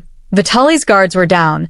Guests were being herded toward the exits by men and women Amara recognized from Dante's security team, and in the center of it all, Dante himself had Carlo Vitali pinned against the wall with casual, lethal strength. You made a mistake, Dante said, his voice carrying across the room despite its quiet tone. You touched my family, threatened my son, put a woman I love in danger. Each statement was punctuated by increased pressure, Carlo's face reddening. Now you're going to make a choice. Amara moved closer despite Chiara's warning gesture, needing to witness this moment that she'd helped orchestrate. Dante's eyes flicked to her briefly, checking that she was safe before returning to Carlo with renewed intensity. Option 1. You leave Chicago. Tonight. You take your remaining people and your operations, and you disappear. I keep the Raphael as compensation, and we never cross paths again. And option 2? Carlo managed, though fear was evident in his voice now. I make an example of you that ensures no one ever threatens my family again. Your choice. Carlo. But you have 30 seconds to make it. The silence was absolute, broken only by Carlo's ragged breathing. Finally, he nodded, a jerky, defeated motion. Chicago is yours, he said hoarsely. We'll be gone by morning. You have until dawn, Dante corrected, releasing him. One of your people is still in Chicago. After sunrise, this offer expires. Understood. Carlo nodded again, and Dante's team escorted him and his remaining associates out through the service entrance. In the emptied auction room, surrounded by stolen art and the evidence of violence barely avoided, Dante finally crossed to Amara. Are you hurt? His hands were gentle as they checked her arms, her face, looking for injuries. Ai fine. He just grabbed my arm, nothing serious. Amara looked around at the aftermath of their carefully orchestrated operation. Did we really just do that? You did that, Dante corrected. Your information, your courage, your signal. You saved Luca. Saved all of us. He cupped her face, his expression fierce and proud and terrified all at once. And you scare me half to death in the process. Then we're even, Amara replied, because I'm pretty sure I aged 10 years in the last hour. Dante kissed her then, not gentle but claiming, relief and fear and love all tangled together. When he pulled back, his eyes were dark with emotion. Let's go home, he said. Luca's waiting. He made you something, wouldn't tell me what, said. It was a surprise for when you came back safe. Home.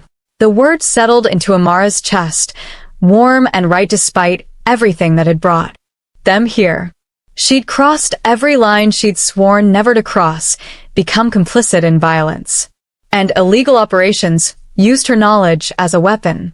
And somehow, impossibly, she'd never felt more like herself. The peace held. Against all odds, Through careful negotiation and Alara's steady mediation when tensions flared, Chicago's underworld found a fragile equilibrium. Connor Riley kept his word, the speakeasies thrived, and the streets that might have run red with blood remained, if not peaceful, at least not actively at war. Alara's role evolved in ways she never could have imagined. She became a bridge between worlds that had never spoken before, Chinese and Irish, criminal and legitimate, wealthy and poor. When disputes arose about territory boundaries or profit splits, both sides requested her presence. When Connor's men got too rough with Chinese merchants, Alara was the one who walked into Murphy's pub to deliver consequences. When Zhao's enforcers overstepped in Irish neighborhoods, she held him accountable with a directness that made his lieutenants nervous and secretly impressed him deeply. "You've become indispensable," Zhao said one evening in 1926, watching her review proposals for a community center in Chinatown. "Do you realize that? Both sides trust you more than they trust each other." "That's because I don't have a stake in territory or profit," Alara replied, not looking up from her notes. "I just want people to be safe. It's not that complicated. It's extraordinarily complicated. You've just made it look simple."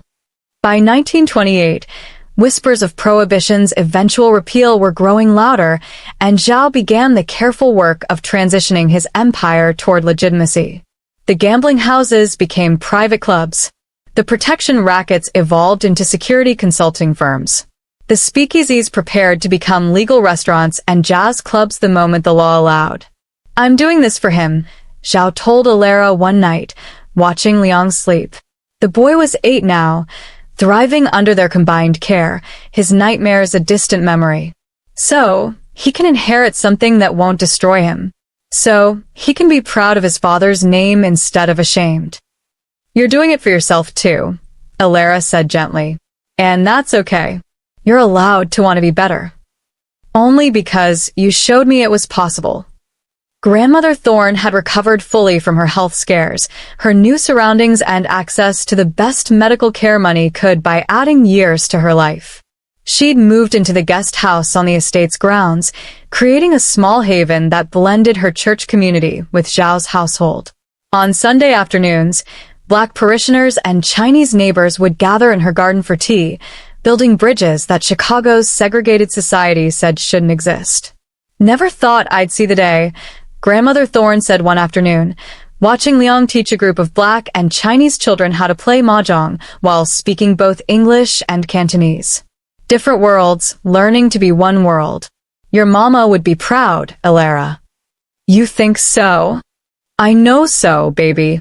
She always said kindness was the most revolutionary act there is. Look what yours started." The scandal came in waves. A crime lord and a Black maid, living openly together. Society pages whispered. Church ladies clutched their pearls. Both the Black and Chinese communities had members who disapproved, some seeing Alara as a traitor to her race, others viewing Zhao's choice as a betrayal of Chinese tradition. But Zhao's power, gradually becoming more legitimate but no less formidable, shielded them from the worst consequences. And the good they were doing, the community centers, the job programs, the quiet assistance to families who fell through society's cracks, spoke louder than scandal. "Let them talk," Zhao said when another critical editorial appeared. "We know the truth of what we've built. That's what matters." The wedding, when it finally came in 1930, was small but profound. They held it in the garden at sunset, with a minister from Grandmother Thorne's church officiating alongside a Chinese elder. Liang, now 9 years old and solemn with the responsibility, walked Alara down the aisle. He wore a suit that blended Western and Chinese styling, just like the ceremony itself, vows in both English and Cantonese, traditions from both cultures woven together into something new. Connor Riley attended, to everyone's surprise, sitting in the back row with a genuine smile on his weathered face. "Never thought I'd see the day," he said at the reception. "But if anyone could make an impossible thing work, it's you two." By 1933, when Prohibition finally ended and Zhao's transition to legitimate business was largely complete, they'd become something Chicago had never quite seen before, a power couple who transcended the usual boundaries. Zhao Wei's name appeared on charity boards and business associations. Alara Thornway ran a foundation that helped children regardless of race, providing education, meals, and safe spaces in neighborhoods that had been ignored by polite society. The Thornway Foundation's headquarters occupied a converted mansion in a neighborhood that bordered both Chinatown and the Black Belt, neutral ground where both communities could access help. Alara walked through the building one morning in 1935, 10 years after that frigid February night, and marveled at what had grown from a single act of compassion. Children's laughter echoed through halls where she taught reading lessons. The kitchen, industrial-sized now, prepared hundreds of meals daily for families struggling through the Depression. Upstairs, job training programs helped adults learn new skills. And in the corner office, Zhao worked on expanding their charitable operations, applying the organizational genius he'd once used for criminal enterprise to the work of building something better. Mrs. Wei. A young staff member appeared in the doorway. There's a situation. A child, maybe 6 or 7, found crying in the alley. She won't tell us her name, doesn't speak English. I think she might be Chinese, but she could be. I'll handle it, Alara said immediately, memories flooding back. She found the little girl in the entry hall, tears streaming down her dirty face, small body shaking with sobs that Alara recognized in her bones. She knelt slowly, keeping her movements gentle. Hey, sweetheart. My name is Alara. You're safe now. Can you tell me your name? The child said something in Cantonese, and Alara called for Mrs. Chun, who still worked with them after all these years. Together, they coaxed out the story. Lost during an outing, couldn't find her way home, too scared to ask for help from strangers. We'll find your family, Alara promised, wrapping the child in a warm blanket, just like she'd done with Liang a decade ago. But first, let's get you fed and warm. Sound good? An hour later, the child's frantic mother arrived, having followed the trail of kind strangers who'd pointed her toward the foundation. The reunion, desperate gratitude, overwhelming relief, brought tears to Alara's eyes. Thank you, the mother said in halting English. Thank you for finding her, for keeping her safe. That's what we do here, Alara replied. That's what we're for. After they left, Zhao appeared beside her, sliding his arm around her waist. Brings back memories? Every single time. Alara leaned into him. Do you ever think about that night? How different our lives would be if I'd just walked past Liang. Every day, Zhao said quietly. I think about a world where I didn't find him, where you didn't save him, where we never met. And then I look at what we've built, this foundation, our family, the peace we've maintained, and I'm grateful for every impossible choice that led us here. Even the hard parts? Especially the hard parts. They taught us what we were capable of. He turned her to face him, his expression tender. You taught me what I was capable of. That I could be more than what my father's legacy demanded. That love and power don't have to be enemies. That choosing compassion doesn't make you weak. It makes you revolutionary. We did that together, Alara corrected. You chose to change. I just helped you see it was possible. Liang appeared in the doorway, now 15 and already showing signs of the man he'd become, thoughtful, compassionate, with his father's intelligence and Alara's heart. Mama, Baba, there's a city council member here to discuss the South Side expansion. Should I tell him you're busy? Mama. He'd been calling her that for 5 years now, and it still made Alara's heart swell every time. Tell him we'll be right there, Zhao said, then to Alara. Shall we go change the world some more, Mrs. Wei? Always, Alara replied, taking his hand. That's what we do. As they walked toward the meeting, Alara caught her reflection in a window, no longer the invisible maid in someone else's mansion, but a woman who'd claimed her own power, built her own legacy, transformed impossible circumstances into lasting change. She thought about that frozen February night, about a choice made in a heartbeat that had cascaded into years of transformation. Sometimes revolution started with feeding a hungry child. Sometimes love began with refusing to look away from suffering. Sometimes the most dangerous choice was also the most necessary one. And sometimes, impossibly, choosing compassion over caution could reshape not just individual lives but entire communities, proving that humanity, in the end, was never a luxury at all. It was the foundation everything else was built on. Alara woke to February sunlight streaming through the master bedroom's windows, 10 years almost to the day since the night that had changed everything. She lay still for a moment, studying the portrait that hung on the wall opposite the bed, herself in the burgundy dress she'd worn to negotiate with Connor Riley, painted by a Chinese artist who'd captured something in her expression that she hadn't recognized at the time: power, quiet and absolute. Once, she'd been invisible. A servant who entered through back doors and kept her eyes down and made herself as small as possible just to survive. The woman in that portrait was none of those things. She was seen, undeniably and completely, and the world had been forced to make room for her presence.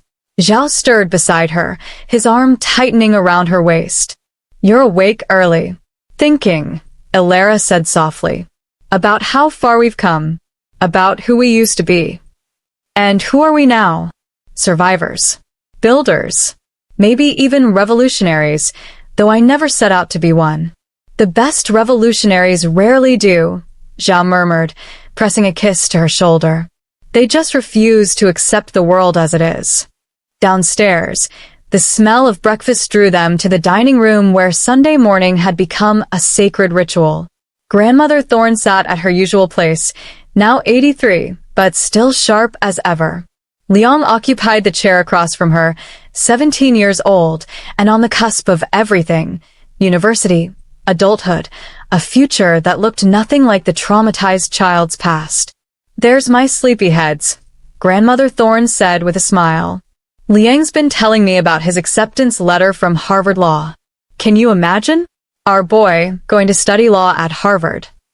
"Howard was my second choice," Liang added quickly, referring to the historically black university. "But Harvard's program for civil rights law is supposed to be excellent. Professor Chen said I could make a real difference there." Alara settled into her chair, emotion tightening her throat as she looked at this young man who'd once been so broken. "Your mother would be so proud," she said softly. "Both of your mothers." "I wouldn't be here without you, Mama." Liang's use of the name was automatic now, natural. "Either of you. Baba taught me about strength and strategy. But you taught me that power without compassion is just cruelty with better resources." "Wise words," Zhao said, pride evident in his voice. "When did my son become so philosophical?" "Around the same time you started crying at charity galas," Liang teased, and they all laughed because it was true. Zhao Wei, once Chicago's most feared crime lord, had developed a reputation for being moved to tears by stories of families his foundation had helped. Mrs. Chun brought out breakfast, a fusion meal like everything in their household: congee and biscuits, tea and coffee, dim sum and scrambled eggs. They ate together, discussing the foundation's plans to open a new community center on the south side, the legal challenges they'd face, the political alliances they'd need to build. "You know," Grandmother Thorne said, setting down her teacup with deliberate care, "I've been thinking about your grandfather lately, Alara. About the stories I've never told you." "What stories, Grandmother?" "About how we met, how we built a life together despite every rule saying we shouldn't." She smiled at some distant memory. "He was a railroad porter, proud man, educated but locked out of the jobs his education should have earned him because of his skin. I was a seamstress, invisible to most of the white folks I worked for. We built something small but precious. A marriage, a family, dreams we passed down to your mama and then to you." "I never knew that part," Alara said quietly. "Because I was ashamed, baby girl. Ashamed that we'd stayed small, stayed invisible, played by rules designed to keep us powerless." Grandmother Thorne's eyes glistened with tears. "But you? You did what I couldn't. You refused to be erased. You took that invisibility and transformed it into power, Not by force, but by simply refusing to disappear when the world told you to. I had help, Alara protested. Zhao gave me opportunities. I gave you resources, Zhao interrupted gently. But you already had the courage. I just provided the platform for everyone else to see what I saw that first night. Someone extraordinary hiding in plain sight. Liang stood abruptly, leaving the room and returning moments later with something wrapped in tissue paper. I've been saving this, he said, his voice thick with emotion. Wanted to wait for the right moment. He unwrapped it carefully, revealing a worn woolen blanket, the same one Alara had wrapped around him in the Sterling Mansion storage room 10 years ago. It had been carefully preserved, cleaned and stored, and seeing it brought that frozen February night flooding back with visceral clarity. I kept it, Liang said simply. All these years. Because this blanket represented the first moment I felt safe after the worst experience of my life. A stranger, a black woman in a world that said she should ignore a Chinese child, chose to risk everything to keep me warm. He looked at Alara, tears streaming freely now. That night changed everything. If you hadn't fed me, hadn't seen me as human when I felt like nothing but a burden and a target. You were never a burden, Alara whispered, pulling him into her arms the way she had countless times over the years. You were a child who needed help. That's all. That's everything. She saw both of us as human, Zhao said quietly, standing to join their embrace. That was her gift. In a world that said a crime lord was just a monster, a traumatized boy was just collateral damage, and a black maid was just invisible labor, she saw people. She saw worth. She saw possibility. His hand cupped Alara's face. And by seeing us, she taught us how to see each other, how to see ourselves, how to believe we could be more than what society had decided we were. They stood together, this impossible family built from catastrophe and compassion, holding on to each other and the miracle of their survival. A commotion at the front door broke the moment. One of the foundation staff members, slightly out of breath. Mrs. Wei, I'm so sorry to interrupt your Sunday, but there's a situation. A child, maybe 6, found near the docks. She's terrified, won't speak, and the police were going to take her to the orphanage, but you brought her here. Alara finished, already moving toward the door. Some patterns repeated, and this one she'd choose every time. The little girl huddled on the foundation's front steps reminded Alara so viscerally of Liang that first night that she had to pause and breathe. Dirty clothes, tear-stained face, small body shaking with fear and cold. But this time, Alara had resources, had power, had the ability to help properly, completely, with all the support that wealth and influence could provide. Hey, sweetheart, Alara said gently, kneeling beside the child. My name is Alara. You're safe now. Can you tell me your name? The child looked up, brown skin, dark eyes, maybe African or Caribbean heritage, and whispered something too quiet to hear. That's okay. You don't have to talk until you're ready. Alara held out her hand. How about we get you somewhere warm? Get you some food? And then we'll figure everything else out together. Does that sound good? The tiny nod, the small hand slipping into hers, the way the child's shoulders began to relax fractionally, all of it echoed that night 10 years ago when everything had begun. Zhao appeared beside her, Liang just behind him, and together they led this new child into the foundation, into safety, into the possibility of transformation. History repeating, Zhao murmured. History evolving, Alara corrected. Last time, I had nothing but compassion to offer. This time, we have everything, resources, connections, a community ready to help. That child isn't going to spend even one night uncertain about her future. Inside, Grandmother Thorne had already mobilized Mrs. Chun and the staff, preparing food and warm clothes and all the comfort that had once been impossible for Alara to provide. The foundation that had grown from one act of kindness was ready, as it always was, to catch another falling child. Later that evening, after the little girl, Amara, they'd learned, was sleeping peacefully in a warm bed with a full stomach and the promise of help tomorrow, Elara stood in the Foundation's entrance hall. Zhao wrapped his arms around her from behind, and together they looked at the photos lining the wall. Families they'd helped, children who'd thrived, communities that had been transformed. Do you ever wonder what would have happened if you'd walked past that night? Zhao asked quietly. Every day, Elara admitted. I wonder about all the versions of our lives that could have been. The safe paths, the invisible paths, the paths that followed every rule. Any regrets? Not a single one.